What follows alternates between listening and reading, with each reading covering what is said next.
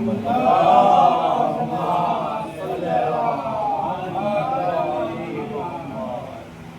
عزاداران امام مظلوم کربلا، آج 20 محرم الحرام اور یہ اس خمسے کی آخری مجلس ہے اور اس سال کی یہ آخری گفتگو ہے۔ موضوع ہمارا عظمت شہدائے راہ اسلام، جس کے متعلق آپ نے گزشتہ 4 مجلسوں میں بندہ حقیر سے کچھ چیزوں کو سماعت فرمایا اور آج یہ آخری گفتگو، نہ یہ بات تمام ہونے والی ہے نہ یہ ذکر تمام ہونے والا ہے۔ ہر ذاکر سوچتا ہے 5 دن میں 10 دن میں اپنے موضوع کو سمیٹوں گا، مکمل کر دوں گا، مگر ہر ذاکر کے ساتھ، ہر خطیب کے ساتھ، ہر مولانا کے ساتھ یہی مسئلہ ہے۔ جب مرحلہ اختتام کو پہنچتا ہے تو نظر آتا ہے کہ ابھی تو بہت باتیں رہ گئی، ابھی تو بہت پہلو رہ گئے، ابھی تو کئی چیزیں رہ گئی تھی، ابھی تو بہت سی باتوں پر روشنی ڈالی ہی نہیں تھی کہ چشم زدن میں یہ سلسلہ تمام ہو گیا اور یہ ذکر مکمل نہ ہو سکتا۔ تو میں سوال یہ کرنا چاہتا ہوں، یہ ذکر کب مکمل ہوگا؟ یہ ذکر کب مکمل ہوگا؟ کیا اس ذکر کی کوئی انتہا ہے؟ کیا اس ذکر کا کوئی اختتام ہے؟ اب ہم سے نہ پوچھیے، آپ سائنسدانوں سے پوچھیے، سائنسدانوں سے پوچھیے کہ سائنسدان دنیا میں ریسرچ کرنے والے، دنیا کے حقائق سے پردہ ہٹانے والے، ہر روز نئی تحقیق، ہر روز نئی ریسرچ، ہر دن ایک نئی علم کی بات سامنے آتی ہے۔ آپ سے میں سوال کرنا چاہتا ہوں، اپنے چھوٹے بھائیوں سے، سورج اس کے بارے میں بہت تحقیقیں ہوئی، بہت تحقیقیں، بہت ریسرچ ہو گئی، لیکن کیا کسی نے یہ کہا کہ سورج کی مکمل تحقیقات میں نے انجام دے دی، اس سے آگے کچھ نہیں؟ کوئی ہے ایسا سائنٹسٹ جس نے کہا جتنا علم ہو سکتا تھا سورج کے بارے میں نے وہ ہر علم کھول کر ظاہر کر دیا لوگوں کے لیے، اب اس سے آگے کوئی جا نہیں سکتا؟ کیا ایسا کوئی سائنٹسٹ ہے جس نے یہ دعویٰ کیا ہو؟ آپ کہیں گے نہیں، کسی نے یہ دعویٰ نہیں کیا۔ ہر دن سورج کے بارے میں نئے انکشافات ہو رہے ہیں۔ اچھا، چاند کے بارے میں کسی نے دعویٰ کیا ہو کہ چاند کی جتنی معرفت ہو سکتی تھی، جتنی ریسرچ ہو سکتی تھی، ہم نے کر لی، اس سے آگے اب تمہیں چاند کے بارے میں کوئی بتانے والا نہیں ہے؟ تو کوئی سائنٹسٹ تو ملے جو یہ کہے کہ چاند کے بارے میں جتنا علم تھا وہ ہم نے حاصل کر لیا، اب اس سے آگے دنیا نہیں جا سکتی۔ تو ایسا بھی کوئی سائنٹسٹ نہیں ملا۔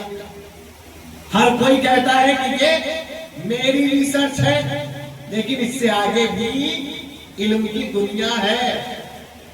ستاروں کے بارے میں جب بات ہوئی تو کہا گیا کہ بھائی کیا ستاروں کے بارے میں کسی نے ایسا دعویٰ کیا کہ ستاروں کی جتنی معلومات تھی وہ سب سامنے آ گئی؟ اب اس سے آگے کوئی نہیں جا سکتا، کوئی نہیں دعویٰ کرتا، اور نئے نئے لوگ یونیورس میں جا رہے ہیں، نئے نئے لوگ انترکش میں جا رہے ہیں۔ کیوں جا رہے ہیں؟ نئی تحقیق کے لیے، نئے علم کے لیے، نئی ریسرچ کے لیے، نئی باتیں پتہ لگانے کے لیے دنیا ہر دن نئی باتیں پتہ لگانے کے تلاش میں رہتی ہے، ہر دن چاہتی ہے کہ ہم نئی معلومات حاصل کر لیں، سورج کے بارے میں نئی معلومات حاصل ہو، چاند کے بارے میں نئی معلومات حاصل ہو، ستاروں کے بارے میں نئی معلومات حاصل ہو، زمین کے بارے میں نئی معلومات حاصل ہو، آسمان کے بارے میں نئی معلومات حاصل ہو، فضاؤں کے بارے میں نئی معلومات حاصل ہو، کہکشاؤں کے بارے میں نئی معلومات حاصل ہو، انسانوں کے بارے میں نئی معلومات حاصل ہو۔ ہم نے ہاتھ جوڑ کے پوچھا سائنسدانوں سے، کیا آپ کی معلومات کا یہ دفتر کبھی بند ہوگا؟ کیا کبھی آپ کی معلومات کہیں جا کر رکے گی؟ تو کہنے لگے مولانا نہیں، یہ کہیں رکنے والی نہیں ہے۔ کیوں؟ کیونکہ سورج اتنا عظیم پروردگار نے بنایا ہے کہ مکمل طور پر اس کی معرفت کسی کو حاصل نہیں ہو سکتی، مکمل طور پر چاند کی معرفت کسی کو حاصل نہیں ہو سکتی، مکمل طور پر زمین کی معرفت کسی کو حاصل نہیں ہو سکتی، مکمل طور پر آسمان کی معرفت کسی کو حاصل نہیں ہو سکتی۔ اب سنیے، یہ ذکر کیوں تمام نہیں ہوتا؟ اما جب ابھی تک سورج کی معرفت انسان کو مکمل حاصل نہ ہوئی تو اس کی کیسے ہوگی جس کے اشارے پر یہ سورج پلٹ کر آ گیا؟ اگر آج تک چاند کی معرفت انسان کو مکمل نہ ہوئی تو اس کی معرفت کیسے مکمل ہوگی جس کی انگلی کے اشارے سے چاند دو ٹکڑے ہو گیا؟ اگر آج تک ستاروں کی معرفت مکمل طور سے انسان کو حاصل نہ ہو سکی تو ان کی کیسے ہوگی جن کے دروازے پہ ستارہ آ گیا؟ صلوات پڑھ دے محمد والے۔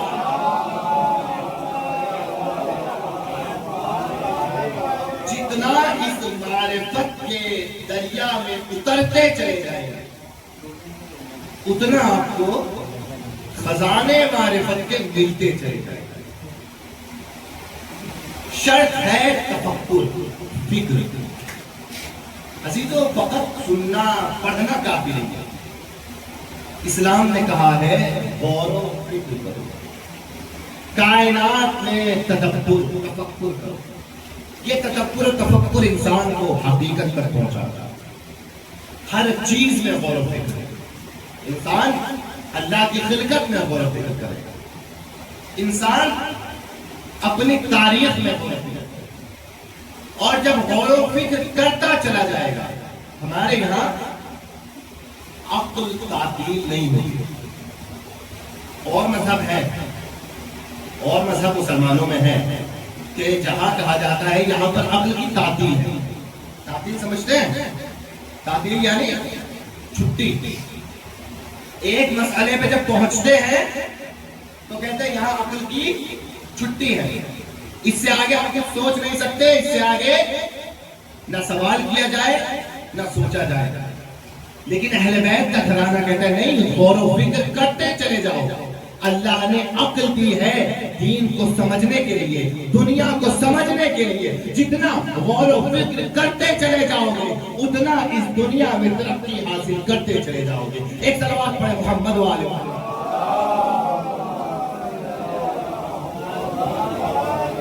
آج آخری ہماری گفتگو ہے، گزارش کروں گا کہ تھوڑا تھوڑا آگے تشریف لے آئیں، تھوڑا تھوڑا آپ آگے آ جائیں گے تو بات کو پہنچانے میں بھی آسانی ہوگی اور بعد میں آنے والے لوگوں کو بھی آسانی ہوگی۔ ایک صلوات پڑھیں محمد والے۔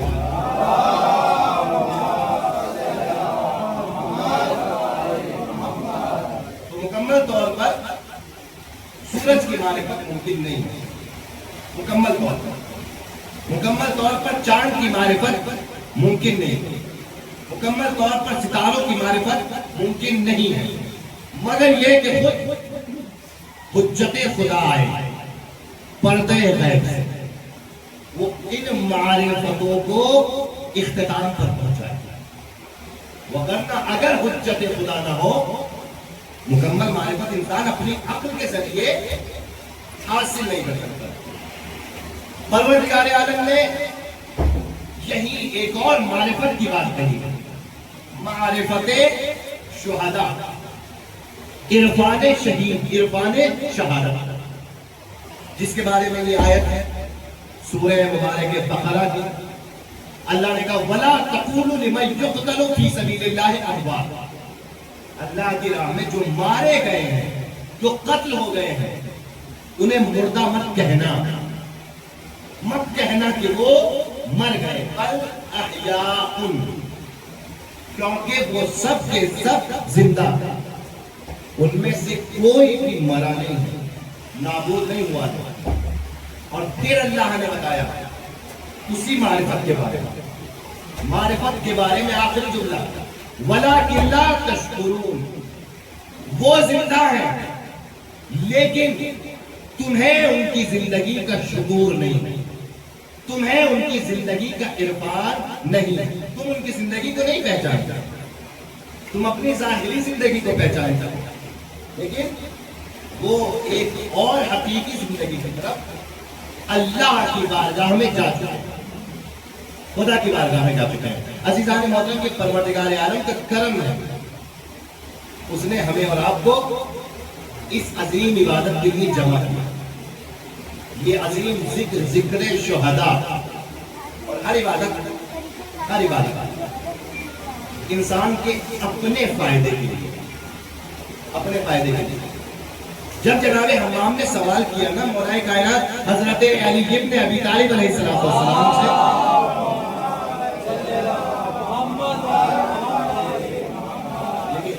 یہ بات بھی یاد آ گئی، سب سنتے چلے جائیے۔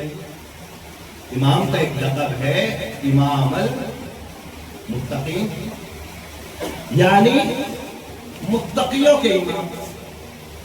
تو جب امام کا لقب متقیوں کے امام ہے تو حمام کے ذہن میں سوال آیا، امام کا چاہنے والا ہے، یقال لہ حمام کان رجلا عابدا، عام چاہنے والا نہیں ہے۔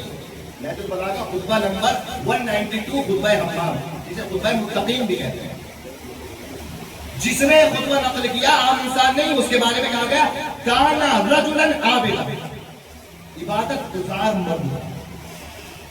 یہ ایک دو وقت کی نمازیں پڑھنے والا عبادت گزار نہیں ہوتا، مکمل زندگی میں جو اللہ کی عبادت کرتا ہو ہر لمحہ، اسے کہتے ہیں رجلا عابدا۔ تو سوال کرنے والا عام صحابی نہیں ہے، مرد عابد ہے۔ جواب دینے والا مولا کائنات۔ سوال کیا کیا؟ کیونکہ سنا تھا نا کہ علی امام المتقین ہے، تو سوال بھی کس چیز کے بارے میں کیا؟ متقین کے بارے میں کیا۔ بھائی اس کو پتا تو تھا کہ یہ میرے امام ہیں، تو سمجھ لیتا کہ کیونکہ یہ میرے امام ہے اس کا مطلب یہ ہے کہ میں متقی ہوں، لیکن اس نے کہا نہیں، میرے سمجھنے سے کچھ نہیں ہوتا، اپنے آپ کو متقی سمجھ لینا کمال نہیں ہے، بلکہ علی متقیوں کی جو صفتیں بتائے وہ صفتیں اپنے اندر پیدا کر لینا کمال ہے۔ اپنے آپ کو اللہ والا، علی والا، حسین والا کہنا کمال نہیں ہے، بلکہ حسین نے جو راستہ بتایا ہو اس راستے پہ چل کے دکھانا کمال ہے۔ یہ سمجھ لے گا کہ میں اتنا عظیم صحابی ہوں تو میں متقی ہوں، میں پرہیزگار ہوں، لیکن اس نے کیا کہا؟ یا علی صف للمتقین، صف یعنی صفات بیان کیجیے، للمتقین میرے لیے متقیوں کے، تاکہ میں صفات کو سنتا رہوں اور اپنے اندر جھانک کے دیکھتا رہوں۔ صفات بتائیے۔ اب مولا کائنات میں صفات بتائے، اور ایسا ہی نہیں، صف للمتقین حتی کانی انظر الیہ، ایسے صفات بتائیے گویا میں اپنی آنکھوں سے مجسم متقی کو دیکھ رہا ہوں۔ اچھا پھر امام نے صفات کیا ہے؟ یہ میں خطبہ نہیں پڑھوں گا، نہ میں پڑھنے کا ارادہ رکھتا تھا، وہ زبان پر بے ساختہ آ گیا، لیکن اس خطبے کو آپ پڑھیے، ایک دو نہیں، اگر کسی نے کبھی پڑھا ہو یا سنا ہو، کتنے صفات بتائے؟ 110 سے زیادہ صفتیں متقیوں کی بتائیں، 110 سے زیادہ صفتیں۔ اور یہ خطبوں میں سے ہے، اکثر خطبے ایسے ہیں مولا کے جو مولا مکمل نہیں کر پائے، اکثر خطبے جب جناب سید رضی خطبوں کو لکھتے ہیں نہج البلاغہ میں، تو خطبوں کو اس طریقے سے لکھتے ہیں کہ یہ امام کے خطبوں میں سے ایک حصہ، خطبے کا ایک حصہ، مکمل نہیں، خطبے کا ایک حصہ، یعنی مکمل کر نہیں پائے مولا، جتنا بھی پڑھا کسی بھی واقعے کی وجہ سے وہاں مولا کو رکنا پڑا۔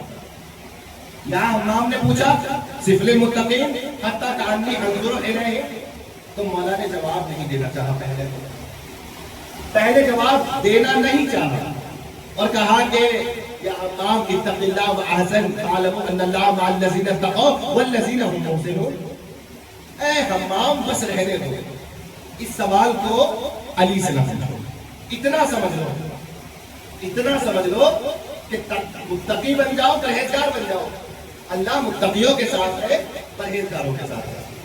لیکن اس نے سمجھ لیا کہ مولا مکمل جواب دینے کا ارادہ نہیں رکھتے، اب حمام نے مولا کو قسم دی، حتی عزم علیہ، حمام نے قسم دے دی، اے علی قسم ہے آپ، خطبے کو بیان کیجئے، صفتوں کو بیان کیجئے۔ اب مولا کائنات نے صفتوں کو بیان کرنا شروع کیا، اور سب سے پہلا جملہ یہی کہا، ان اللہ خلق الخلق حین خلقہ غنیا عن طاعتہ وامنا عن معصیتہ، کہ پہلے تو یہ سن لو متقیوں کی صفت سے پہلے کہ اللہ نے جب انسانوں کو خلق کیا تو اس سچویشن میں خلق کیا کہ اسے اس انسان کی ضرورت نہیں تھی، غنیاً عن طاعتہم، وہ ان کی اطاعت سے بے نیاز تھا، اس لیے نہیں کہ اسے ضرورت تھی کہ یہ بندے میری اطاعت کریں،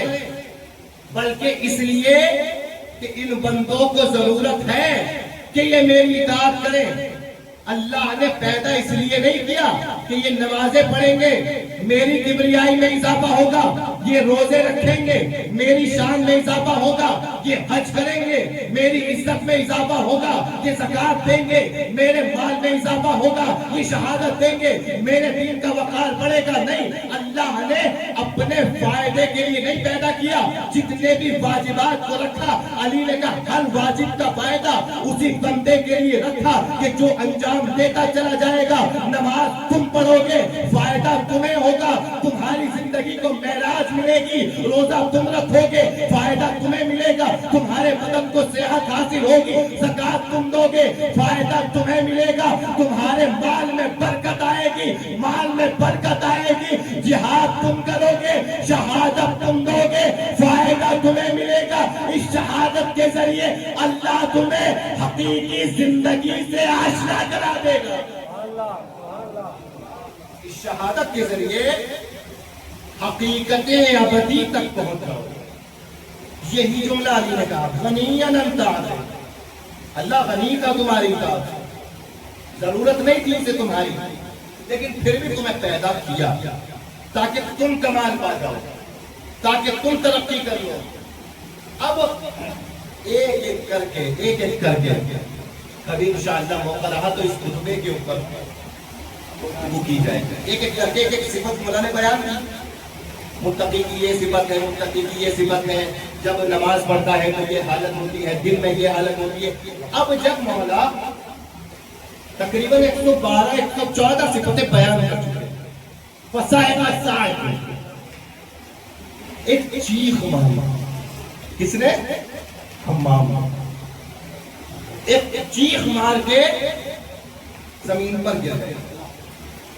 زمین پر جب گرے تو مولا کائنات نے اب جو شانہ ہلایا تو کیا پایا؟ حمام کی روح بدن سے جدا ہو چکی۔ کتنا عظیم خطبہ، کتنا عجیب خطبہ رہا۔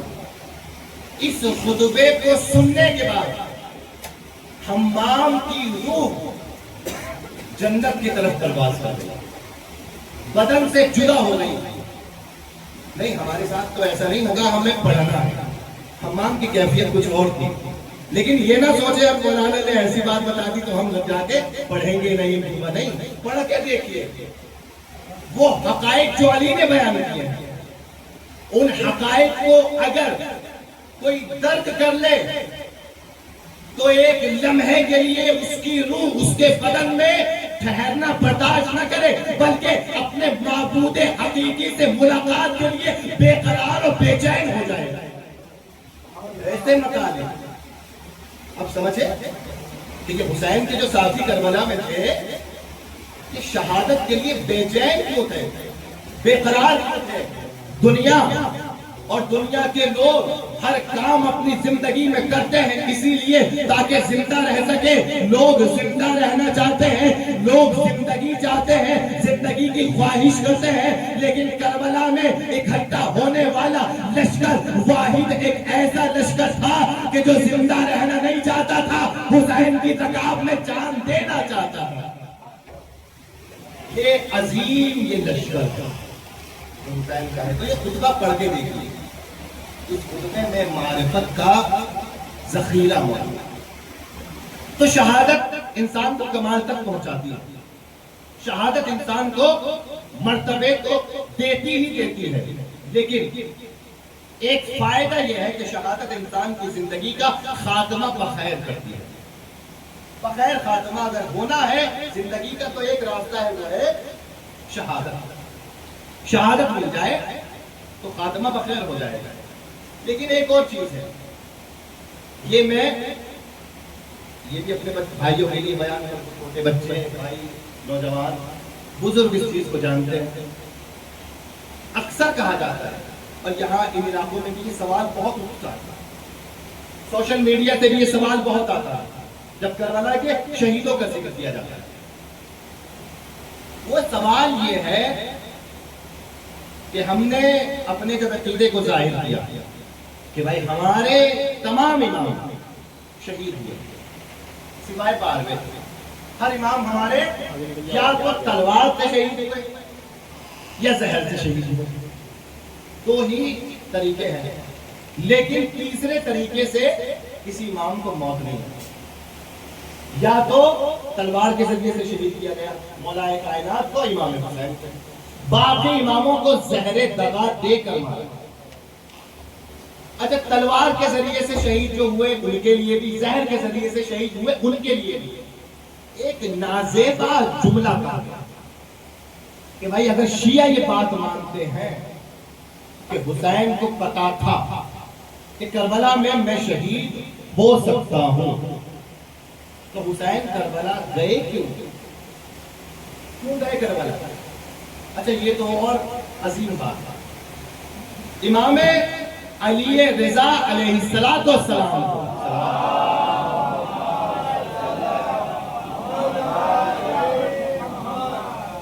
امام کو پتا ہے کہ ان امیروں میں زہر ہے یا نہیں پتا ہے؟ اگر آپ کہیں گے نہیں پتا تو سامنے سے کہیں گے لوگ کہ پھر کیوں کہتے ہو ہمارے امام کو ہر علم اللہ نے عطا کیا ہے؟ اگر ہر علم عطا کیا ہے تو کیسے پتا نہیں چلا کہ انگور میں زہر ہے؟ تو آپ کہیں گے کیا ہے؟ امام کو پتا ہے، امام کو پتا ہے کہ انگور میں زہر ہے، مولا حسین کو پتا ہے کہ کربلا میں شہادت ہے، علی کو پتا ہے کہ مسجد کوفہ میں ضربت ہے، اگر پتا ہے، اور پھر بھی اگر کوئی دانستہ طور پر زہر کو پی گئی، اگر کوئی دانستہ طور پر موت کے راستے پہ چلا جائے تو برادران کہتے ہیں کہ یہ خودکشی کے برابر ہے۔ معذرت، کیا کہتے ہیں؟ خودکشی کے برابر ہے، یعنی خودکشی جو ایک اچھی موت نہیں ہے، جسے مذمت کی نگاہ سے دیکھا گیا ہے، یعنی عظیم درجے کی موت کو ایسا مورد اشکال قرار دیا کہ اس عظیم موت کو انسان اپنی پست ذہنیت کے ذریعے سے پستی پر لے گئے اور شہادت کو خودکشی کی نگاہ سے دیکھ رہے ہیں کہ شہادت گویا خودکشی کے برابر ہے، کیونکہ اگر پتا تھا کہ وہاں موت ہے تو وہاں گئے کیوں؟ اگر نہیں جاتے تو بچ جاتے نا۔ اللہ نے کہا ہے اپنی جان کا بچانا واجب ہے۔ اے انسان اپنی جان کی حفاظت کر، اگر تو نے اپنی جان کی حفاظت کر لی تو تو میری عبادت کر پائے گا۔ اگر عزیزان محترم کبھی یہ اعتراض کیا جائے تو ہر ایک کے پاس اس کا جواب ہونا چاہیے۔ ہم فخر سے کہتے ہیں نہ ہمارے امام کے پاس علم غیب کی کمی ہے اور نہ ہمارا امام خودکشی کر سکتا ہے۔ ہمارے امام جانتے بھی ہیں کہ اس راہ میں خطرہ ہے اور جاننے کے باوجود اس راستے پہ آگے بڑھتے ہیں۔ کیوں؟ دنیا اپنی جان بچانا چاہتی ہے، امام اسلام بچانا چاہتا ہے۔ آپ نے منطق سمجھی نہیں، آپ نے قاعدہ سمجھا نہیں، آپ نے قاعدہ یہ بنایا اپنی جان بچانا واجب ہے۔ نہیں، صحیح ہے، ہمیشہ اپنی جان بچانا واجب ہے، لیکن جب مرحلے دو ہو، ایک طرف اپنی جان بچانی ہو، دوسری طرف اسلام بچانا ہو، تو اپنی جان بچانے سے زیادہ اسلام بچانا واجب ہے۔ حسین اپنی جان بچانا نہیں چاہتے تھے، حسین اسلام بچانا چاہتے تھے۔ علی اپنی جان بچانا نہیں چاہتے تھے، علی اسلام بچانا چاہتے تھے۔ ایک نظریے سے دیکھ لیا، دوسرے نظریے سے دیکھتے ہیں کہ یہاں اپنی جان اور اسلام کے درمیان ایک چیز کو انتخاب کرنا ہے، ایک چیز کو۔ اور یہ ہم اپنی طرف سے دلیل اگر دے دیں تو بات شاید کمزور رہ جائے۔ آئیے زمانے کے قانون کو دیکھتے ہیں، زمانے کے مزاج کو دیکھتے ہیں۔ مزاج زمانہ کیا ہے بھائی؟ مزاج زمانہ کسی ملک پر حملہ ہوا، کیا ہوا؟ حملہ ہوا، بارڈر پر حالات کشیدہ ہو گئے، ایک ملک نے دوسرے ملک پر تجاوز کیا، حملہ کیا، اعلان ہوا اپنے ملک کی حفاظت کے لیے کون آگے جائے گا؟ کسی بھی مذہب کا تھا انسان، اس کے اندر حب الوطنی کا جذبہ جاگا، اس نے کہا میں جاؤں گا۔ ہر محلے سے فوجی نکلے، ہر علاقے سے جوان نکلے، ہر علاقے سے سینا کے فورس کے لوگ نکلے۔ کیوں؟ کہ حملہ ہو گیا ہے، اپنے ملک کی حفاظت کرنی ہے۔ ان میں سے ایک ایک کو پکڑ کے پوچھئے ان کو کیا پتا ہے یا نہیں ہے کہ وہاں جا کے مارے جائیں گے؟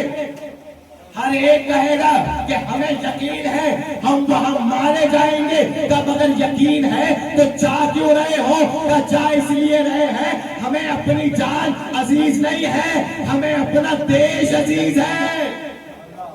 اس کا مطلب یہ ہے جب مقصد بلند ہو انسان اس مقصد کے لیے نکلتا ہے تو اپنی جان کو قربان کر دیتا ہے۔ یہ نہ دیکھو کہ امام نے زہر کیوں پیا، کیسے پیا، امام کا مقصد اتنا بلند تھا، اس مقصد کے لیے امام اپنی جان دینے کو تیار ہو گئے۔ ایک صلوات پڑھے محمد والے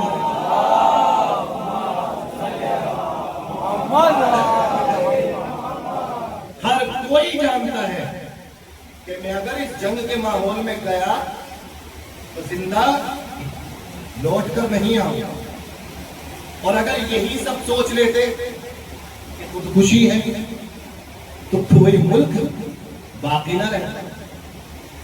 ہر کوئی سوچ لے کہ خودکشی ہے جانا، اپنی جان دینا، کون اپنے ملک کو بچا پاتا؟ اس کا مطلب یہ ہے کہ ابھی صحیح سے اسلام کی معرفت لوگوں کو پہنچی نہیں، اور یہی وہ نقطہ اور مرحلہ نازک تھا جہاں ایک ذات کی ضرورت تھی جو شہادت اور مقصد شہادت کو بچا لے۔ ایک ذات کی ضرورت تھی جو شہادت اور مقصد شہادت کو بچا لے۔ کیوں؟ تاریخ اسلام میں دیکھیے، جب بھی اسلام پر کوئی مشکل وقت آیا، مصیبت آئی، اگر اسلام کو آگے بڑھ کے بچایا، امام نے بچایا۔ کوئی سے بھی زمانے کا امام ہو، چاہے 9 امام ہو، چاہے 10ویں امام ہو، چاہے پہلے امام ہو، پہلے امام کی زندگی دیکھ لیجئے، جہاں جہاں بھی وقت آیا مصیبت کا اسلام کے اوپر، امامت آگے بڑھی، امامت نے بچایا۔ بدر میں مشکل وقت تھا اسلام کا، امامت نے بچایا۔ احد میں مشکل وقت تھا اسلام کا، امامت نے بچایا۔ خیبر میں بہت مشکل وقت تھا، امامت نے بچایا۔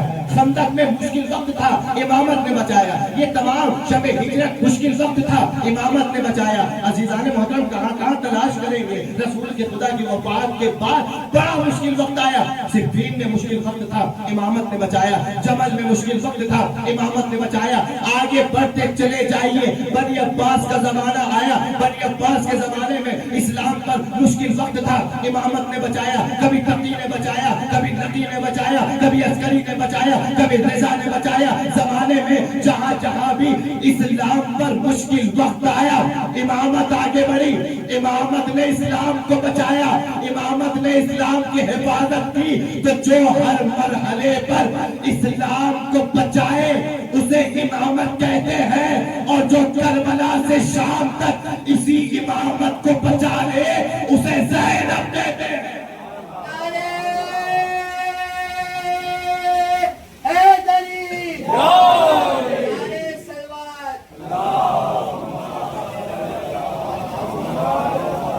ضرورت تھی ایک ایسے شخص کی، ایک ایسی ذات کی جو مقصد امامت کی محافظہ بن جائے، جو امامت کی محافظہ بن جائے۔ حسین اکیلے نہیں نکلے، حسین اس ذات کو لے کر، وہ ذات کتنا بھروسہ حسین ہے، کتنا بھروسہ ہے۔ آپ دیکھیں یہ آسان نہیں کہ حسین نے دیکھ لیا کہ سب شہید ہو جائیں گے، ایک ایسی ذات رہے کہ جو ان تمام شہادتوں کے مقصد کو بچا لے۔ رسول خدا کو مولا کائنات پر بھروسہ تھا، بھروسہ تھا۔ 39 دن تک خیبر میں کوئی خیبر کو فتح نہ کر سکا، کوئی قلعے کو اکھاڑ نہ سکا، دروازے کو اکھاڑ نہ سکا، کوئی پرچم اسلام کو بلند نہ کر سکا، کوئی مرحب و عنتر کو قتل نہ کر سکا۔ 40ویں دن علی نے، مولا کائنات نے، شیر خدا نے، اسد اللہ نے، غالب کل غالب نے، امیر کل نے، مشکل کشا نے، وسیع رسول خدا نے، حسنین کے بابا نے، ساقی کوثر نے، علمدار کربلا کے والد نے اپنے ہاتھوں میں جب علم کو لیا اور خیبر کی جانب آگے بڑھے، 39 دن سے جو خیبر فتح نہیں ہو رہا تھا، 40ویں دن یک دفعے اچانک علی کے ہاتھوں سے خیبر فتح ہو گیا۔ اچھا یہ علم رسول نے علی کو دیا، یا رسول اللہ 39 دن آپ یہ علم اوروں کو دیتے رہے، اوروں کو دیتے رہے، لیکن آج آپ نے کیا سوچ کر یہ علم علی کو دیا؟ کیا سوچ کر دیا؟ صرف ایک چیز، کیا کہ محمد کو علی پر بھروسہ ہے۔ یہ توجہ سے سننے کا بھروسہ کتنا آیا ہے؟ محمد کو علی پر بھروسہ ہے۔ اس بھروسے کی لاج رکھی یا نہیں رکھی؟ رکھی۔ 39 دنوں کی جنگ ایک طرف، علی کی چند گھنٹوں کی جنگ ایک طرف۔ مولا نے چند گھنٹوں میں خیبر کا معرکہ سر کر دیا، چند گھنٹوں میں۔ یہ تمام چیزیں دستے حیدر کرار کے بطفیل مسلمانوں کو کامیابی ملی، خیبر میں فتح بھی تھا۔ اچھا یہ تو جنگ کی بات تھی، تو علی پر بھروسہ ہو گیا، لیکن اور بھی مرحلے آئے، اور بھی معرکے آئے۔ ایک معرکہ بڑا سخت تھا، بہت سخت معرکہ تھا۔ دیکھیں بھروسہ کتنا اہم ہے۔ ہر انسان جب کوئی ذمہ داری کسی کو دیتا ہے تب تک نہیں دیتا جب تک اس پر بھروسہ نہ ہو۔ شب ہجرت مسلمانوں کو ایک سخت مرحلے کا ساتھ، رسول کے حجرے کو گھیر لیا ہے کفار، رسول کے قتل کا ارادہ ہے۔ رسول نے کیا کہا؟ اے علی آپ میرے بستر پر سو جائیے، اے علی سو جائیے۔ میں کہوں گا یا رسول اللہ وہ تو میدان ہے، ہو سکتا ہے میدان میں آپ کو 39 دنوں تک اصحاب نے بھروسہ آپ کا توڑ دیا تھا، تو 40ویں دن آپ نے علی کو علم دیا، لیکن یہاں تو سونے کا مسئلہ تھا۔ علی کے علاوہ کسی کو سلا دیجئے، کوئی بھی سو جائے گا۔ رسول نے کسی سے نہیں پوچھا، رسول نے کہا اے علی آپ میرے بستر پر لیٹ جائیے، سو جائیے، آپ میرے بستر پر سو جائیے۔ اب مولا کائنات بھی آرام سے سو گئے، کیوں؟ محمد کو علی پر کیا تھا؟ بھروسہ تھا۔ اب بھروسہ ایک طرفہ نہیں ہوتا، دو طرفہ ہوتا ہے۔ یہاں شب ہجرت محمد کو علی پہ اعتبار تھا، علی کو رسول کے قول پہ اعتبار تھا۔ عزیزان محترم، بھروسہ اتنی اہم چیز ہے رسول کے لیے، علی کے علاوہ جنگ کا میدان تو دور کی بات ہے، بستر پر سونے کے لیے بھی رسول نے عام صحابی پہ بھروسہ نہیں کیا، علی پہ بھروسہ کیا۔ عام صحابی پہ بھروسہ نہیں کیا، علی پہ بھروسہ کیا۔ دو منظر آپ کو دکھائے، دو منظر بھروسے کے۔ تیسرا منظر دیکھیے، سورہ برات نازل ہوا، سورہ برات مشرکین کو سنانے جانے کے لیے کسی ایک فرد کی ضرورت تھی۔ رسول خدا نے مصلحت کی ایک صاحب کو سورہ برات دے دیا اور کہا کہ جاؤ یہ سورہ برات مکے میں مشرکین کے سامنے اس کو پڑھو بلند آواز سے پڑھیے۔ اب سورہ برات کو صاحب لے کے نکلے، وہ صاحب جنہیں بزرگ صحابیوں میں مانا جاتا ہے، لے کے نکلے، جبریل نازل ہوئے۔ دیکھیے ابھی تک دو بھروسے میں نے بتائے ہیں، علی کا بھروسہ محمد پر، محمد کا بھروسہ علی پر۔ اب ایک تیسرا بھروسہ تھا، وہ کس کا بھروسہ تھا؟ جبریل نازل ہوئے، یا رسول اللہ کس کو بھیج دیا؟ کہ سورہ برات کے لیے فلاں صحابی کو بھیجا ہے۔ یا رسول اللہ انہیں واپس بلائیے، یا تو آپ جائیں یا کوئی ایسا جائے کہ جو آپ کے جیسا ہو، جو آپ سے ہو۔ فلاں صحابی کو واپس بلایا گیا، علی کو بھیجا گیا۔ اب یہ نہ پوچھنا ہر جنگ میں، ہر مرحلے میں علی آگے کیوں رہے، اس لیے محمد کو بھی علی پہ بھروسہ تھا، اللہ کو بھی علی پہ بھروسہ تھا۔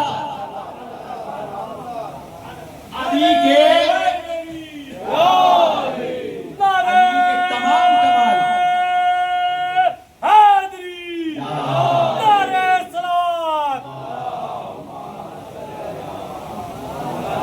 علی کے تمام کمالات ایک طرف رکھ دیجئے، مولود کعبہ علی ہے، ہاں ہے، علی بت شکن ہے، ہاں ہے، علی راکب دوش مصطفیٰ ہے، ہاں ہے، علی علمدار خیبر ہے، ہاں ہے، علی مرحب و عنتر کو مارنے والے ہیں، ہاں ہے، علی عمر ابن عبدوت کو کچلنے والے ہیں، ہاں ہے، علی بدر کو احد کو فتح کرنے والے ہیں، ہاں ہے، علی ساقی کوثر ہے، ہاں ہے، لیکن ان سب سے اوپر ایک فضیلت یہ ہے کہ ہم محمد کے بھروسے کو علی کہتے ہیں۔ سب سے بڑی فضیلت یہ ہے کہ علی محمد کے بھروسے کا نام ہے۔ یہ بھروسہ کتنا اہم بھروسہ تھا، علی کو بچپن سے پالا تھا رسول نے، تب یہ بھروسہ بنا تھا۔ علی کو تلوار چلاتے دیکھا تھا رسول نے، تب یہ بھروسہ بنا تھا۔ علی کی شجاعت کو دیکھا تھا رسول نے، تب یہ بھروسہ بنا تھا۔ تو رسالت کو امامت پر بھروسہ ہوا تو عزیزان محترم جس پر رسالت بھروسہ کرتی رہے اسے امامت کہتے ہیں، اور یہی امامت کربلا کے میدان میں آ کر جس ذات پر بھروسہ کرے اسے زینب کہتے ہیں۔ نبی کے بھروسے کا نام علی ہے، حسین کے بھروسے کو زینب۔ اتنا بھروسہ ہے اس بھائی کو اپنے بہن پر، اتنا بھروسہ ہے، اتنا نازک مرحلہ، اتنا سخت مرحلہ، بھروسہ، بہت بھروسہ تھا۔ اور عزیزان محترم، شجاعت، بلاغت، صبر، تمام کمالات زینب کے اندر حسین نے دیکھے، تمام کمالات، عقل مجسم، عزم مصمم، لطف کا دریا ہے زینب، عقل مجسم، عزم مصمم، لطف کا دریا ہے زینب، راہ وفا، قرآن عظام صبر کا سورہ ہے زینب، عقل مجسم، عزم مصمم، لطف کا دریا ہے زینب، راہ وفا، قرآن عظام صبر کا سورہ ہے زینب، کرب و بلا میں دیکھا تو خاموش صحیفہ ہے زینب، کوفے میں آئے تو مکمل نہج بلاغہ ہے زینب، کوفے میں آئے تو مکمل نہج بلاغہ ہے زینب، علم علی، زہرا کی ادا، شبر کا کرم، علم علی، زہرا کی ادا، شبر کا کرم اور صبر حسین، علم علی، زہرا کی ادا، شبر کا کرم اور صبر حسین، آل ابا کا یکجا عالی شان قصیدہ ہے زینب۔ پروردگار عالم نے جب اہل بیت کے فضائل کو 5 حصوں میں بانٹا تو پنجتن وجود میں آئے، جب پنجتن کے کمالات کو ایک ذات میں سمیٹا تو زینب ایک کمنا بنی۔ تمام کمالات پنجتن ایک ذات میں کہاں نظر آ جائے، وہ ایک ذات زینب کی ذات ہے، ثانیہ زہرا ہے۔ اور یہ لقب آپ دیکھیے، ایک ذات سے مشابہت نہیں دی گئی، ایک طرف ثانیہ زہرا کہا گیا، دوسری طرف تمثیل خدیجہ کہا گیا، تیسری طرف باپ کی زینت کہا گیا۔ باپ کی زینت آپ نے سن لیا، میں نے پڑھ دیا، یہاں بات تمام نہیں ہوگی۔ باپ کی زینت، کس باپ کی زینت؟ وہ باپ کہ جس کے لیے رسول نے فرما دیا زینوا مجالسکم، زینوا مجالسکم بذکر علی ابن ابی طالب، اپنی مجلسوں کو زینت دو علی کے ذکر سے، علی کے ذکر سے۔ ہم کہیں یا رسول اللہ مجلسوں میں تو بہت ساری باتیں ہوگی، نماز پر بھی بات ہوگی، قرآن پر بھی بات ہوگی، خیبر پر بھی بات ہوگی، اسلام پر بھی بات ہوگی، ایمان پر بھی بات ہوگی، توحید پر بھی بات ہوگی، نبوت پر بھی بات ہوگی، معراج پر بھی بات ہوگی، قیامت پر بھی بات ہوگی، کوثر پر بھی بات ہوگی۔ مجلسوں میں ہر موضوع پر بات ہوگی تو رسول جواب دیں گے جس موضوع پر بھی بات ہو علی کا ذکر ہر موضوع کی زینت بن جائے گا، علی کا ذکر ہر موضوع کی زینت بنے گا۔ بھائی بنے گا یا نہیں؟ بن جائے گا۔ کعبے کی زینت، کعبے کی زینت کون ہے؟ علی، علی، کعبے کی زینت علی، قرآن کی زینت علی، ایمان کی زینت علی، اسلام کی زینت علی، بدر کی زینت علی، خیبر کی زینت علی، خندق کی زینت علی، معراج کی زینت علی، دعوت ذوالعشیرہ کی زینت علی، صفین کی زینت علی، جمل کی زینت علی، دنیا کی زینت علی، منبر کی زینت علی، میدان کی زینت علی، میزان کی زینت علی، علم کی زینت علی، زمین کی زینت علی، قبر کی زینت علی، کوثر کی زینت علی، سلسبیل کی زینت علی، قیامت کی زینت علی، جنت کی زینت علی۔ تو اب جملہ تو کہنے دیجئے جو کائنات ہر شے کی زینت بنے اسے علی کہتے ہیں، اور یہی علی کے لیے جو زینت بن جائے اسے زینب کہتے ہیں۔ کسی عام باپ کی زینت نہیں ہے زینب، علی جیسے باپ کی زینت، وہ علی کے جو کائنات کی ہر شے کی زینت تھا، اس نے اپنی آغوش میں لے کر کہا زین و ابی، یہ اپنے باپ کی زینت، یہ اپنے باپ کی زینت ہے، یہاں باپ کا کردار تھا۔ اور اولادیں کامیاب کب ہوتی ہیں؟ کب کامیاب ہوتی ہیں اولادیں؟ اولاد کامیاب جب ہوتی ہے جب باپ کا نام روشن کرتے ہیں۔ اگر باپ کا نام روشن نہ کر سکے، باپ کی عزت نہ بڑھا سکے، اولاد کامیاب نہیں ہے، ہر اولاد کامیاب نہیں ہے۔ قرآن مجید نے کہا المال والبنون زینت حیات الدنیا، مال اور اولاد دنیا کے لیے زینت ہے۔ تو اولاد کب زینت ہے؟ جب باپ کو عزت دلائے، احترام دلائے۔ جس اولاد کی وجہ سے لوگ باپ کو برا بھلا کہتے ہو، وہ اولاد زینت نہیں بنتی، وہ اولاد زینت بنتی ہے کہ جو باپ کی عزت میں اضافے کا سبب بن جائے۔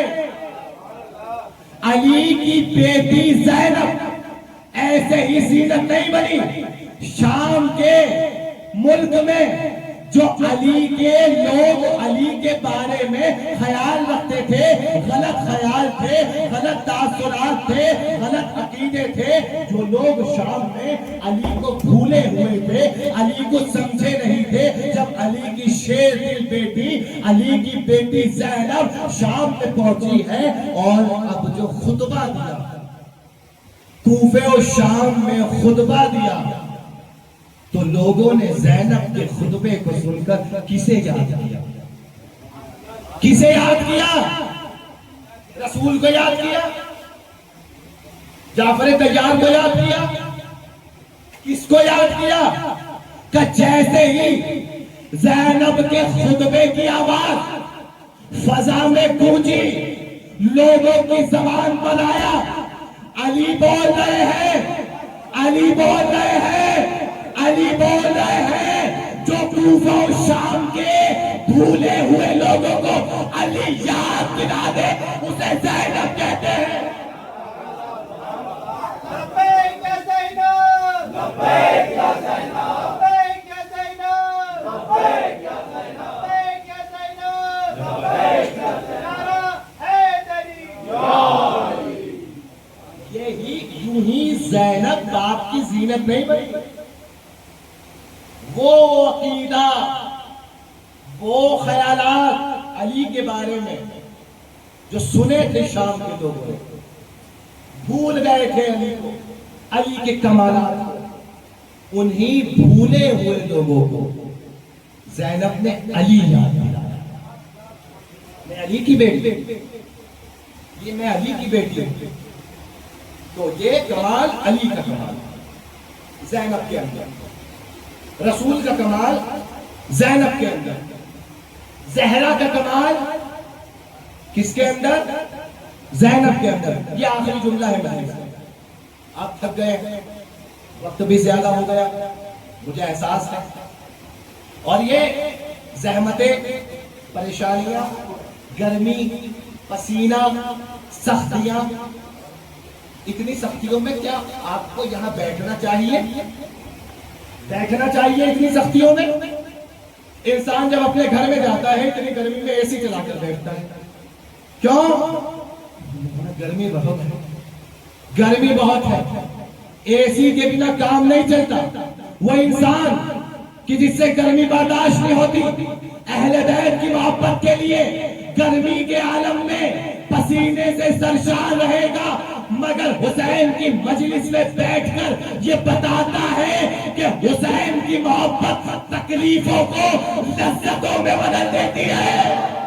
لبیک یا حسین، لبیک یا حسین، لبیک یا حسین، لبیک یا حسین، لبیک یا حسین، لبیک یا نعرہ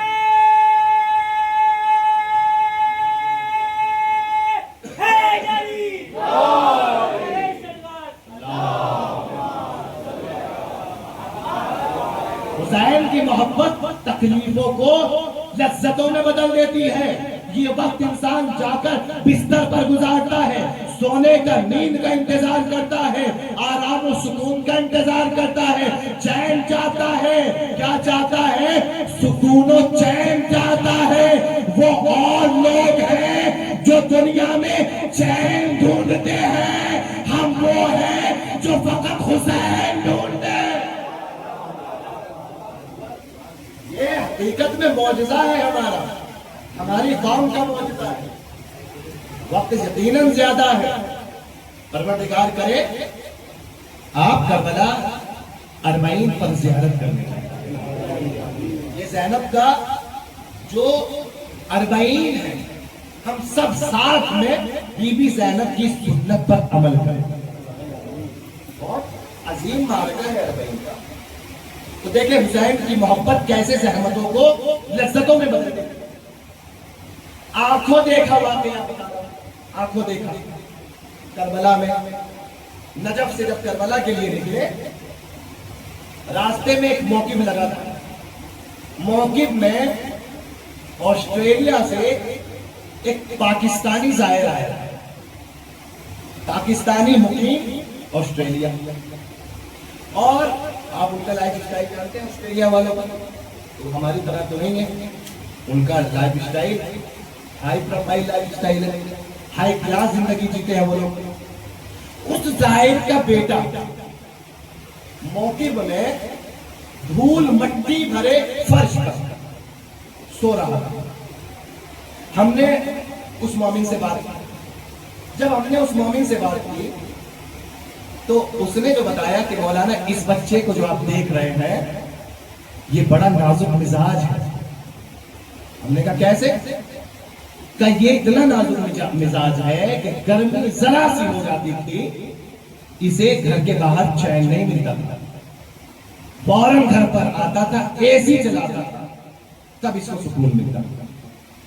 اور صاف صفائی کا اتنا عادی تھا, ہلکا سا گرد و غبار کپڑوں پہ لگ جائے گھر آ کے نہاتا تھا, کپڑے بدلتا تھا. اتنا نازک مزاج. جب ہم نے حالت دیکھی, زمین پر لیٹا ہوا ہے, سر سے پیر تک دھول مٹی لگی ہوئی ہے کپڑوں پر, پسینے میں ڈوبا ہوا, ہوا نہیں ہے, سخت گرمی ہے. ہم نے کہا آپ جو بتا رہے ہیں وہ بات کچھ اور ہے, ہم جو دیکھ رہے ہیں وہ بات کچھ اور ہے. آپ کہہ رہے ہیں اسے زحمتیں برداشت نہیں ہے, اسے تکلیفیں برداشت نہیں ہے, اسے گندگی دھول مٹی برداشت نہیں ہے. ہم دیکھ رہے ہیں گرمی کے عالم میں دھول بھری زمین پر لیٹا ہوا ہے. کہ مولانا ہم بھی حیران ہیں, مگر یہ حسین کا معجزہ ہے. جب انسان حسین کے لیے اس راستے پہ نکلتا ہے نہ گرمی کا احساس ہوتا ہے نہ مٹی کا احساس. یہ حسین کا معجزہ ہے. تو ہم وہ قوم ہیں کہ جو زحمتوں کی عادی نہیں, زحمتوں سے بچنے کی عادی نہیں. یہ ہماری معمولی سی زحمتیں ہیں, معمولی سی زحمتیں. گرمی معمولی سی زحمت, وقت زیادہ ہو گیا معمولی سی زحمت, تھک گئے مجلس لمبی ہو گئی معمولی سی زحمت. لیکن ایک ذات وہ تھی کہ جس پر بڑی زحمتیں تھیں, بڑی زحمتیں تھیں. حسین کتنا بھروسہ کر کے لائے تھے زینب, کتنا بھروسہ. جب ہماری تکلیفیں بڑھتی ہیں, ہماری تکلیفیں بڑھتی ہیں, زینب کو کیسے, زینب پر کیسے بھروسہ تھا حسین, کیسے بھروسہ. ہماری تکلیفیں بڑی تکلیف کیا ہے آپ کی؟ بڑی مصیبت, خدا نہ کرے گھر میں کسی کا انتقال ہو جانا, بڑی مصیبت ہے. ایک انتقال ہو گیا گھر میں, اللہ نہ کرے انسان کو ہوش نہیں رہتا, کھانے کا ہوش نہیں, کسی اور چیز کا خیال نہیں, کپڑوں کا خیال نہیں. اور یہ حقیقت ہے جو دیکھی جاتی ہے. انسان کبھی کفن لے کر آ رہا ہے, کبھی کافور لے کر آ رہا ہے, کبھی بیری کے پتے لے کر آ رہا ہے, کبھی مولانا کو لے کر آ رہا ہے, اس انسان کو اتنا یاد نہیں رہتا کہ میں نے نماز پڑھی ہے یا نہیں پڑھی، یاد نہیں رہتا ہے. یہ روزمرہ کی چیزیں ہیں، یاد نہیں رہتا. کیوں؟ مصیبتوں کا جب اثر دماغ پر پڑتا ہے، وجود پر پڑتا ہے، انسان بہت سی چیزیں بھول جاتا ہے، یاد نہیں رہتی اسے. حسین کو پتا تھا میرے بعد زینب پر کتنی مصیبتیں پڑیں گی، مگر چلتے چلتے حسین نے پھر بھی کہا زینب مجھے نماز شب میں نہ بھولنا. حسین کو کتنا بھروسہ، کتنی بھی مصیبتیں پڑے زینب پر، نماز شب اس بیوی کی قضا نہیں ہو سکتی. آپ کی آنکھوں میں آنسو آ گئے. زینب زینب زینب زینب کہتے رہنے سے مشکل ٹل جاتی ہے. زینب زینب کہتے رہنے سے مشکل ٹل جاتی ہے. یعنی تنہا نام نہیں ہے، ایک وظیفہ ہے زینب. القاب دیکھیں اس بیوی کے: ثانیہ زہرا، عقیلہ بنی ہاشم، زینب باپ کی زینت. یہ فضائل کے القاب دیکھیں. پھر مصائب میں آئیے، مصائب کے القاب: ام المصائب زینب، محرومۃ المسرت، ایسی بیوی کے جو خوشیوں سے محروم، خوشیوں سے محروم. ایک لقب اور لکھا، ایک لقب اور لکھا: مصیبتوں کا کعبہ ہے زینب. کسی عالم دین نے سوچا، اپنے استاد سے سوال کیا کعبہ کیوں کہا مصیبتوں کا؟ زینب مصیبتوں کا کعبہ کا. جیسے تمام مسلمان کعبے کے ارد گرد گھومتے ہیں، چکر لگاتے ہیں، کربلا سے شام تک تمام مصیبتیں زینب کے ارد گرد تھی. ایسے ہی زینب کو مصیبتوں نے گھیرا. ولادت جب زینب کی ہوئی تھی، رسول کی آغوش میں یہ بیوی آئی. رسول نے ان بیوی کو آغوش میں لیا، مسجد کی منبر پر آ کر بیٹھے، مسلمانوں کو جمع کیا، خطبہ ارشاد فرمایا. اور خطبہ ارشاد فرما کے کہا کہ اے مسلمانوں، تم بہت سوال کرتے تھے کہ کیسے خدیجہ کے نمک کا حق ادا ہوگا، کیسے خدیجہ کے احسان کا بدلہ پورا ہوگا. اے مسلمانوں، یہ میری بیٹی زینب خدیجہ کی شبیہ ہے. اگر خدیجہ کے احسان کا بدلہ اتارنا ہے، زینب کا احترام کرنا ہے. اگر خدیجہ کے احسان کا بدلہ اتارنا ہے، زینب کے ساتھ انصاف کرنا، اس بیوی کے حق کو پہچاننا. وصیت جس بیوی کی رسول وصیت کرے، اس کا خیال رکھنا. یہ خدیجہ کی شبیہ ہے، اس کا خیال رکھنا.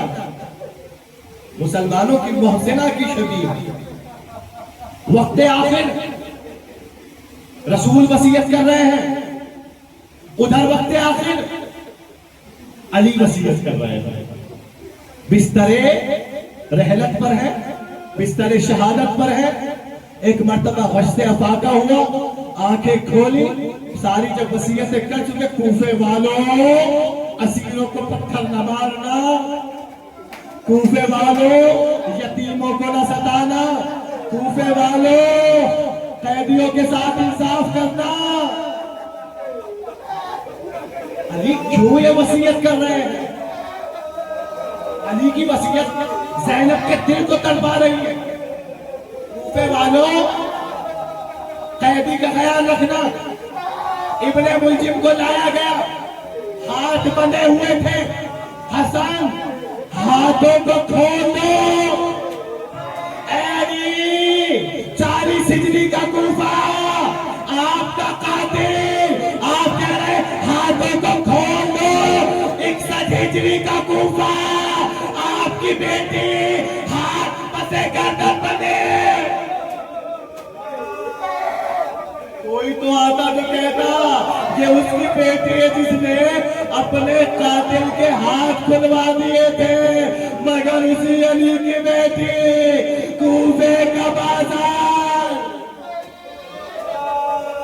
اللہ اکبر، اللہ اکبر، اجرکم علی الزہراء۔ خدا آپ کو کوئی غم نہ دے سوائے غم مظلوم کربلا کے۔ اتنا سخت مرحلہ علی کی بیٹی کے لیے کوفے کی سرزمین پہ تھا۔ عزیزان محترم جانتے ہیں کتنا سخت مرحلہ تھا۔ ایک جملہ علامہ کفایت صاحب کا آپ کی خدمت میں نظر کرتا ہوں۔ حسین بھی شہید ہوئے، زینب بھی شہید ہوئی، مگر شہادتوں کی کیفیتیں الگ الگ ہیں۔ حسین کی شہادت سوکھے گلے پہ خنجر کا چلنا، یہ حسین کی شہادت، یہ حسین کا ذبیحہ، یہ حسین کا ذبیحہ۔ ہر چیز کے ذبیحے الگ ہیں۔ آپ جب کسی جانور کو قربان کرتے ہیں نا تو ایک جانور ایسا ہے کہ جس کی گلے پر چھری کو چلانا پڑتا ہے، وہ تب قربان ہوتا ہے۔ مگر جب آپ مچھلی کو دیکھیں گے، مچھلی کے لیے گلے پر چھری نہیں چلانی پڑتی۔ مچھلی اگر دریا سے نکالتے ہوئے تڑپ تڑپ کے دم توڑ دے، یہی اس کا ذبیحہ ہوتی ہے۔ عزیزان محترم، حسین کا ذبیحہ گلے پہ چھری کا چلنا، زینب کا ذبیحہ سر سے چادر کا اترنا۔ جب سر سے چادر اتاری گئی، زینب نے کہا اے عباس میری چادر کے محافظ، بہن بے مقنعو چادر۔ اے عباس اپنی بہن کے پردے کا تجھے بڑا خیال تھا، اور یہ بیوی کربلا سے کوفے کی طرف چلی، کوفے کی طرف چلی، اور عام بیوی نہیں ہے، عام بیوی نہیں ہے، 20 سال پہلے کی شہزادی ہے۔ اس بیوی نے 4 سال کوفے میں قرآن پڑھایا ہے، قرآن پڑھایا ہے۔ روایت کہتی ہے زینب نے بالوں سے اپنے چہرے کو چھپا لیا۔ زینب چاہتی تھی کوفے کی عورتوں کو پتہ نہ لگے یہ زینب ہے۔ شمر نے کہا آگے آگے اعلان کرتے چلے جاؤ، ہاذہی زینب، آگے آگے اعلان کرو یہ زینب ہے، آگے آگے اعلان کرو یہ ام کلثوم ہے۔ ابھی عزیزان محترم میں ایک روایت کو پڑھ رہا تھا، عالم دین پڑھتے ہیں، عالم دین لکھتے ہیں کوفے میں داخل ہونے کے 7 دروازے تھے، 7 دروازے تھے کوفے میں داخل ہوئے۔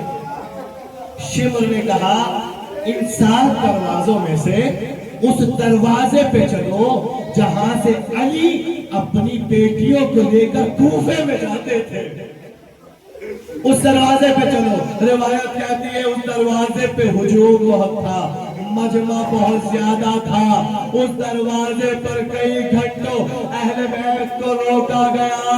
زینب نے پوچھا کیا خبر ہے سجاد؟ کہا پھپھی اماں ابھی شہر کو سجایا جا رہا ہے، آئینہ بندی کی جا رہی ہے، حاکم کا اعلان ہے کوئی اپنے گھر میں نہ رکے، اپنے گھروں سے نکلو، اہل حرم کا تماشا دیکھو۔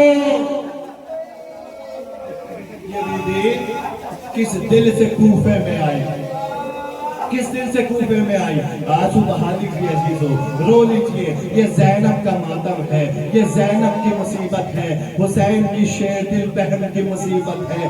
کتنی سخت مصیبتیں اس بہن سے گزری ہیں، یہ کوفے کی زمین پر جب آ گئی ہیں۔ عزیزان محترم روایت کہتی ہے اس شہر میں کتنی خواتین تھی جو زینب کو پہچانتی تھی۔ پڑھایا ہے نا زینب نے، استاد ہے زینب ان کی، استاد ہے۔ زینب نے اپنے چہرے کو بالوں سے چھپایا ہوا، انہی شاگرداؤں میں سے، انہی کنیزوں میں سے ایک کنیز کا گھر آیا، اہل حرم کا قافلہ اس گھر کے آگے سے گزرا.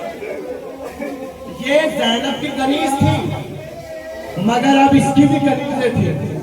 اس کی حالات بدل گئے تھے. اس نے اپنی کنیزوں سے کہا ذرا دیکھو یہ شور کیسا ہے, یہ کیسی آوازیں آ رہی ہیں. کنیز باہر نکلی. باہر نکلنے کے بعد کہا اے آقازادی, اے مالکن, بڑا عجیب معاملہ ہے. لوگ کہہ رہے ہیں ایک باغیوں کا لشکر آیا ہے, ایک باغیوں کا قافلہ آیا ہے. کہا کیا ہے اس قافلے میں؟ کہا کچھ نیزے ہیں, ان پر کٹے ہوئے سر رکھے ہوئے ہیں. کچھ بیویاں ہیں جن کے سروں پہ چادر نہیں ہے. ایک مرد ہے جس کے ہاتھ میں زنجیر ہے, گلے میں توق ہے, اس سے اپنے سر کو اٹھایا نہیں جاتا. اے شہزادی بڑا سخت ماحول ہے, مجھ سے تو دیکھا نہ گیا. میں واپس آ گئی.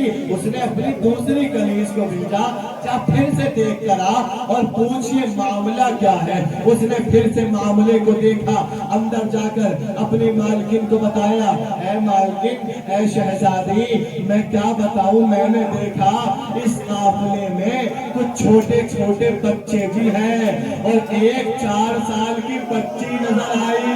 لگ رہا تھا وہ بڑی پیاسی ہے, مگر لوگ اپنے بچوں سے صدقے کی کھجوریں پھینکوا رہے تھے اور انہیں ایک مستورہ تھی جو بلند آواز میں کہہ رہی تھی الصدقۃ علینا الحرام. یا اہل الکوفہ, صدقہ ہم پر حرام ہے, ہم صدقہ نہیں لیتے. جب یہ سنا اس کا دل تڑپ گیا. تو کیا کہہ رہی ہے؟ کائنات میں ایک گھرانہ ایسا ہے جس پر صدقہ حرام ہے, خدا نہ کرے کہ یہ وہی گھرانہ ہو. اب حیرانی سے نکل کر اپنے کمرے سے باہر آئی, اپنے حجرے سے باہر آئی. روایت کہتی ہے جب باہر آئی اسی اثنا میں زینب کبریٰ کا گزر ہوا. اس نے بی بی کو مخاطب کر کے کہا اے خاتون, تم کہاں سے آئی ہو, تم کون ہو؟ زینب نے کہا ہم مدینے سے آئے ہیں. خدا آپ کو کوئی بات نہیں, ہم مدینے سے آئے ہیں. اس کا دل تڑپ گیا, پریشان ہو گئی. کب مدینے سے آئے ہو؟ مدینے کو میں اچھے سے جانتی ہوں, بتاؤ مدینے میں کہاں سے آئے ہو؟ بی بی نے کہا مدینے میں محلہ بنی ہاشم سے آئے ہیں. یہ اور سننا تھا. اس کا دل تڑپ گیا, پیروں تلے زمین کھسک گئی. اے خاتون, قیامت کا جملہ ہے, یہ نہ کہ ارے محلہ بنی ہاشم سے میری شہزادی رہتی ہے. کہ تیری شہزادی کون ہے؟ کہ زینب کبریٰ, میں جس کی کنیز ہوں. زینب نے کہا اے ام حبیبہ, کیا تو زینب کو پہچانے گی؟ کہا میں کیوں نہ پہچانوں گی, ارے مجھے زینب کی تربیت کی. اب زینب نے اپنے بالوں کو ہٹایا. اے ام حبیبہ, کہاں پہچانا؟ اے ام حبیبہ, میں زینب, یہ ام کلثوم زمین پہ بیٹھی. کہا شہزادی, میرے آقا حسین, اب جو سر اقدس پر نگاہ کی, السلام علیکہ یا ابا عبداللہ. اے ام حبیبہ,